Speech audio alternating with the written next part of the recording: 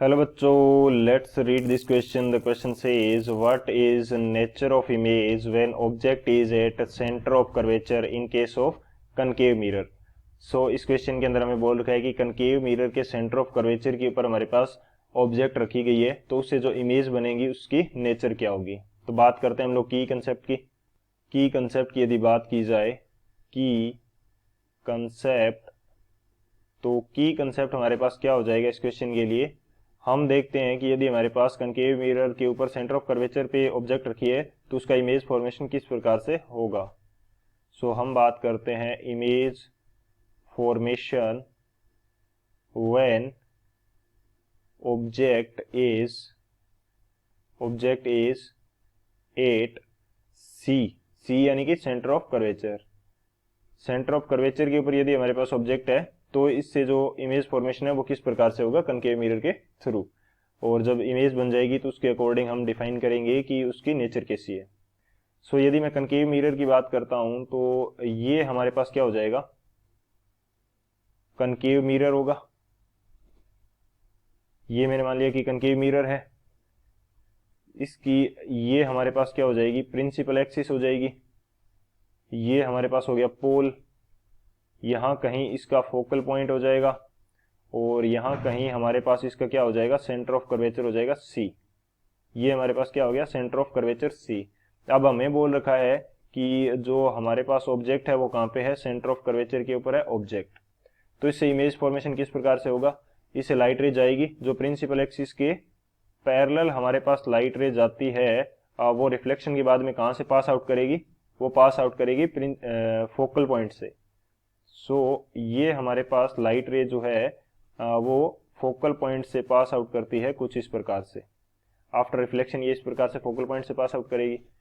Secondly यदि मैं बात करता हूं कि इस ऑब्जेक्ट से निकलने वाली जो इमेज है यदि वो कहां से पास आउट कर रही है, वो पास आउट कर रही है हमारे पास फोकल पॉइंट से, तो वो रिफ्लेक्शन के बाद में कैसे जाती है, parallel to the principal axis. वो किस प्रकार से जाती है, parallel to the principal axis. ये मैं मान लेता हूं, इसको थोड़ा सा करेक्ट करके बनाते हैं हम लोग। ये हमारे पास क्या होगी, जो फोकल पॉइंट से होते हुए लाइट जा रही है, लाइट रे जा रही है, वो आफ्टर रिफ्लेक्शन कहां से पास आउट करेगी, वो पास आउट करेगी parallel to the principal axis. और वो किस प्रकार से पास आउट करने वाली है, वो हमारे पास कुछ इस तरह से रिफ्लेक्शन के बाद में यहां से पास आउट करेगी। और ये रिफ्लेक्टेड रे जहां भी कट करती है वहां पे हमारे पास क्या होता है, इमेज फॉर्मेशन होता है। सो ये इमेज फॉर्मेशन भी हमारा कहां हो रहा है। सो बेसिकली यदि इसको मैं थोड़ा सा करेक्ट करके बना लेता हूं तो ये कुछ इस प्रकार से हमारे पास इमेज फॉर्मेशन जो हो रहा है वो कहां पे हो रहा है, वो हमारे पास हो रहा है सेंटर ऑफ कर्वेचर के ऊपर। सेंटर ऑफ कर्वेचर के ऊपर हमारे पास ऑब्जेक्ट थी और सेंटर ऑफ कर्वेचर के ऊपर ही हमारे पास क्या हो रही है, इमेज का फॉर्मेशन हो रहा है। सो ये हमारा मेन की कंसेप्ट होगा।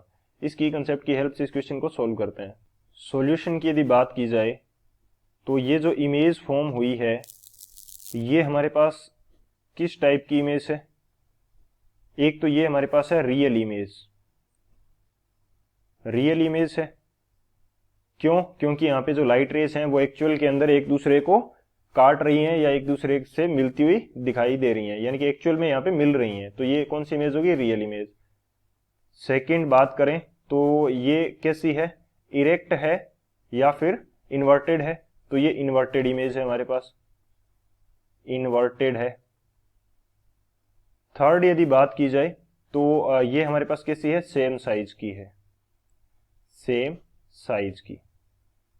तो ये हमारे पास जो इमेज बनती है उसके नेचर होती है, यानी कि रियल इमेज बनती है, इन्वर्टेड होती है और सेम साइज की बनती है। और बनती कहां पे है, real image at centre of curvature, eight centre of curvature, centre of curvature के ऊपर ये इमेज बनती है। So this is the final answer. I hope you understood it well. Best of luck. Thank you.